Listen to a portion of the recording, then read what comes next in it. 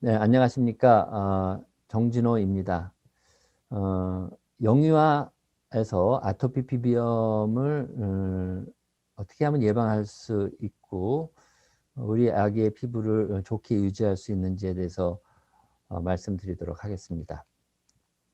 먼저 여러분들 잘 아시겠지만 아토피 피부염의 특징을 몇 가지 말씀드리겠습니다. 아토피 피부염은 유아기 혹은 소아기에 처음 발생하게 되는 그런 피부 질환입니다. 대개의 경우 몇 달 또는 몇 년에 걸치는 만성 경과를 취하게 되고 병원에서 치료를 해도 재발을 금방 잘하게 됩니다. 그렇지만 80%의 경우에는 10세가 되기 전에 좋아지고 10세 이후에는 다시 재발하지 않는 경향을 보이게 됩니다. 발생 빈도는 점점 증가하고 있어서 우리나라 어린이의 한 20%는 아토피 피부염으로 고생하고 있다, 이렇게 말씀드리고 수 있고요. 또 아토피 피부염 중에 다는 아니지만 많은 경우 알레르기성 비염이나 천식 등 다른 알레르기 질환을 동반하는 경우가 많이 있습니다.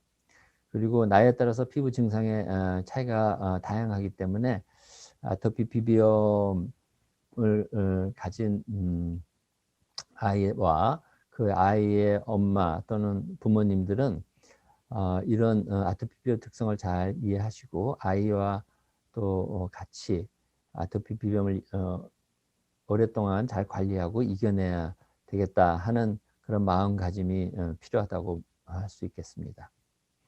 그럼 아토피 피부염은 왜 생기느냐?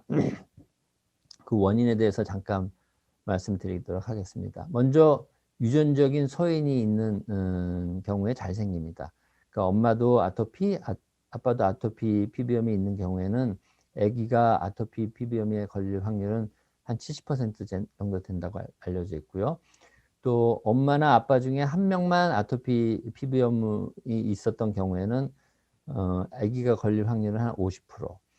또 일란성 쌍둥이는 유전자가 동일한 100% 동일한 경우 있지 않습니까? 그런 경우에는 아토피가 두 일란성 쌍둥이 양쪽 두 애 모두 생길 확률이 80%, 이란성 쌍둥이에서는 20% 정도로 알려져 있습니다. 따라서 이렇게 유전적인 소인이 있긴 하지만 100% 유전적으로 결정되는 건 아닙니다.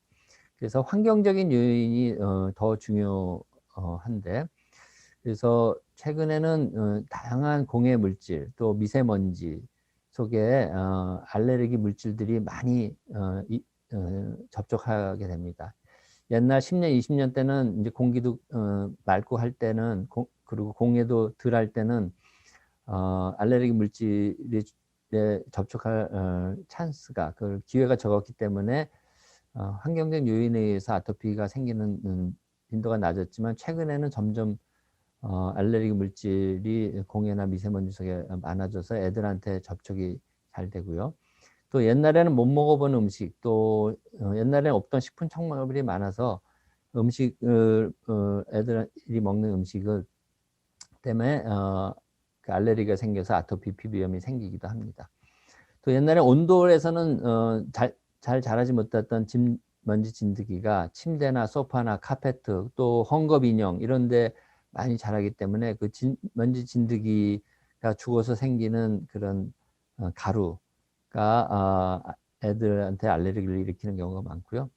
또 요즘에는 개나 고양이를 많이 키우는데 그 애완동물의 털 알레르기도 크게 문제입니다. 그래서 이런 물질들이 그 아기한테 들어오면 여러 가지 알레르기 반응을 일으키고 염증을 유발하는 물질이 증가돼서 피부에 아토피 피부염이 생기는 것입니다. 그리고 또 아토피 피부염 환자들은 피부 장벽 기능이 많이 망가져 있다는 것이 과학적으로 증명되어 있습니다. 그래서 아토피가 있는 아기들, 어린이들의 각질층을 보면 지질 성분이 많이 감소돼 있고, 그래서 피부가 건조하고, 또 장벽 기능이 떨어져 있기 때문에 균이 잘 침투해서 감염도 잘 되고, 또 피부 장벽이 떨어져 있기 때문에 아까 얘기한 이런 알레르기 유발하는 성분들이 피부를 통해서 잘 흡수돼서 아토피 피부염을 잘 유발하는 것으로 생각을 하고 있습니다. 그래서 우리가 유전적 소인은 어떻게 할 수가 없더라도 이런 환경적 문제가 있는 경우에는 요거를 해결하도록 노력을 해야 되고, 피부 장벽이 이상인 경우에는 보습제나 또 기저귀 발진 크림 같은 거를 잘 발라주는 게 좋겠습니다. 그래서 아토피 피부염을 악화시키는 요인은 몇 가지 잘 알려진 게 있는데, 첫 번째가 이제 온도와 습도입니다. 급격한 온도 변화나 습도 변화 때문에 피부 증상이 나빠집니다. 그래서 온도는 20도에서 24도가 좋은데, 너무 더우면 애가 땀을 많이 흘려서 그 땀 때문에 자극이 돼서 피부 발진이 나빠지고 가려움증이 심해지기도 하고요. 또 습도는 45도에서 45%에서 55% 정도 유지하는 게 좋습니다. 그다음에 너무 결이 거친 옷은 이제 피부 증상이나 가려움증에 나쁘고, 또 모직은 상당히 나쁜 걸로 알려져 있습니다. 그래서 부드러운 면으로 된 옷을 입히는 것을 권장하고 있고요. 또 옷을 빨고 난 다음에 혹시 남아 있을 수 있는 그 세제, 이런 것이 피부를 자극시켜서 아토피 피부염을 나쁘게 하고, 또 새 옷을 만들 때 사용한 화학 물질들이 새 옷에 남아 있으면 아토피 피부염을 나쁘게 할 수 있습니다. 그래서 새 옷을 사시면 한번 빨아서 그 새 옷에 혹시 묻어 있을 화학 물질들을 제거하고, 또 옷을 빤 후에는 한 번 맹물로 더 헹궈내서 옷에 남아 있을 수 있는 세제를 완벽하게 제거해 주는 게 좋겠습니다. 그 다음에 소변과 대변이 그 아토피 피부염을 나쁘게 할 수 있기 때문에 기저귀를 자주 갈아주시고, 그 부위를 항상 건조시키도록 노력하시고, 또 기저귀 발진 크림을 자주 발라주는 게 좋고요. 침이 많이 묻는 부위는 보습제를 잘 발라서 침에 의한 자극을 줄여주고, 또 땀이 이제 너무 더운 환경에서는 땀이 나면 또 자극이 되기 때문에 온도를 잘 조절해 주는 게 좋겠습니다. 그리고 정신적 스트레스가 아토피 피부염을 악화시키기 때문에 엄마와 아이가 서로 노력을 해서 아기가 스트레스를 받지 않도록 하는 게 좋겠습니다. 아토피 피부염은 어떻게 진단하느냐? 사실 진단이 그렇게 쉽지는 않습니다. 아기가 가렵고 발진이 있다고 다 아토피가 절대로 아닙니다. 그래서 아토피 진단 기준이, 긴 진단 기준이 있는데, 가장 중요한 거는 이제 가려움증이 있고, 또 아토피 피부염에 아주 특징적인 피부 발진이 있어야 됩니다. 그래서 피부과 의사들이 보고 이거 아토피 피부염의 피부 발진에 맞다, 이렇게 진단을 해야 되고요. 또 천식이나 알레르기성 비염, 아토피 비염 등의 가족 중에 그런 사람이 있거나, 또는 지금 우리 이 아토피가 의심되는 아이가 천식이나 이런 게 있을 경우, 위 세 가지 중에 가려움증, 아토피 비염의 특징적인 피부 발진, 그 다음에 이런 다른 알레르기성 질환들이 있거나, 이런 세 가지 중에 두 가지가 있으면 우리가 아토피 비염으로 진단을 할 수가 있습니다. 그래서 아토피 피부염의 특징적인 피부 발진은 물론 피부과 전문의가 봐야 되지만, 2세 미만과 2세 이상의 이 피부 증상이 좀 다릅니다. 2세 미만에는 주로 얼굴이 심하고 얼굴에 붉은 발진이 생기고요. 또 팔다리에 생기면 주로 팔다리 바깥쪽에 습진 병변이 생깁니다. 근데 2세 이상의 나이가 좀 먹으면 얼굴의 발진은 좀 줄어들고, 또 너무 붉은색보다는 조금 건조한 그런 습진양 병변이 생기고, 특히 팔다리에 접히는 부위, 그리고 무릎 뒤에 접히는 그런 오금 부위에 가려움증이나 습진이 국한되는 경우가 많습니다. 그러면 아토피 피부염은 어떻게 생기면 어떻게 치료하느냐? 아까 말씀드린 아토피 피부염의 악화 요인을 피하는 것이 제일 중요하겠죠. 그래서 다시 테이프를 뒤로 돌려서 이걸 다시 한번 보시고 이런 걸 피하도록 노력을 하시고요. 그다음에 피부를 청결하게 유지하는 게 중요합니다. 그리고 건조하지 않게 관리하는 게 굉장히 중요합니다. 그래서 보습제를 자주 발라주는 게 좋겠죠. 그래서 보습제를 하루 2회 이상 잘 발라주시는 게 좋고, 어떤 분들은 보습제를 발라주기 위해서 샤워를 시키고 또 발라주고 샤워를 시키고 발라주고 이렇게 하는데, 그건 좋은 방법이 아니고 계속 덧발라주시는 게 좋은 방법입니다. 그리고 몸을 닦을 때는 약산성 클렌저를 사용하는 게 좋다. 그 이유는 우리 피부의 정상적인 산도가 pH가 약산성이기 때문에 그렇다고 말씀드렸습니다. 그리고 실내 온도와 습도가 급격하게 바뀌지 않도록, 온도가 너무 높으면 땀이 나게 되고, 습도가 너무 낮으면 피부가 더 건조하게 됩니다. 그리고 아이들이 힘들지 않고 스트레스를 받지 않도록 잘 부모와 소통을 하는 게 중요할 거라고 생각합니다. 그렇지만 이제 아토피 피부염의 염증 증상이 심하면 반드시 병원에서 치료를 받아야 됩니다. 보습제나 이런 목욕하는 거 이런 거는 치료가 아니죠. 그래서 아토피 피부염 증상이 심하면 병원에서 습진을 억제할 수 있는 약을 먹거나 발라야 되고, 엄마들은 약을 쓰는 거를 두려워합니다. 부작용이 생길까 봐. 그렇지만 피부과 의사인 제 생각은 피부 증상이 심한데 치료를 해주지 않으면 오히려 합병증 같은 게 생길 수 있고, 또 애들이 힘들어하고 하기 때문에 믿을 만한 피부과 전문의를 찾아서 좀 장기적인 계획을 세워서 아토피 피부염이 좋아질 때까지 부작용을 최소화하면서 치료를 해야 되겠다, 이렇게 마음을 정하는 것이 굉장히 중요합니다.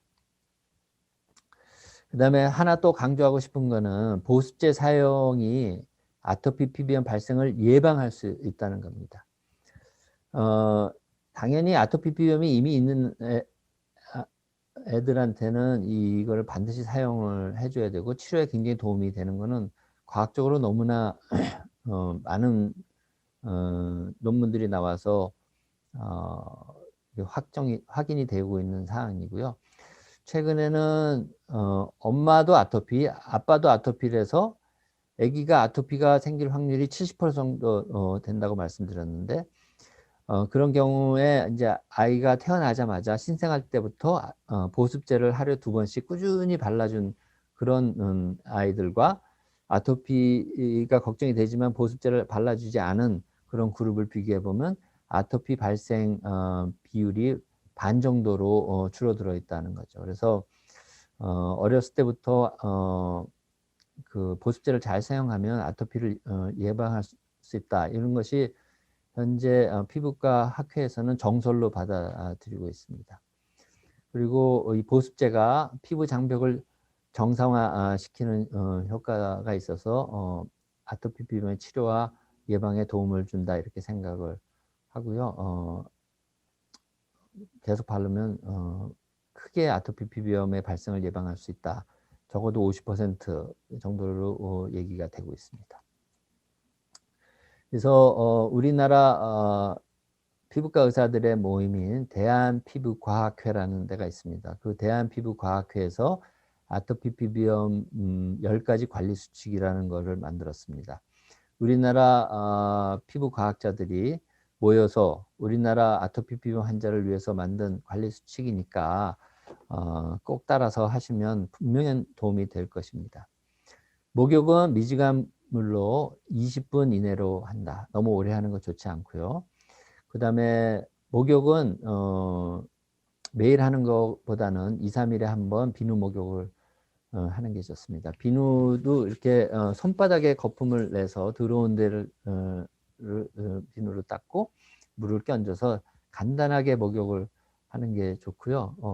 뭐 떼수건으로 민다거나 비누수건으로 벅벅 비누질을 한다거나 하는 것은 좋지 않습니다. 그리고 목욕 후에는 3분 이내에 물기가 있을 때 보습제를 발라줘야 됩니다. 그래서 목욕 후에는 반드시 바르지만, 목욕은 이틀에 한 번 하는데 보습제는 하루 2번 이상 발라야 되니까 보습제는 계속 바르고 아침에 바르고 또 저녁에 바르고 가능하다면 점심에도 한 번 더 바르고 계속 덧발라주는 겁니다. 샤워나 이런 걸 하지 말고. 그리고 보습제를 하면 치료에 도움이 되고 아토피 비염을 예방을 할 수 있지만 보습제가 치료제는 아닙니다.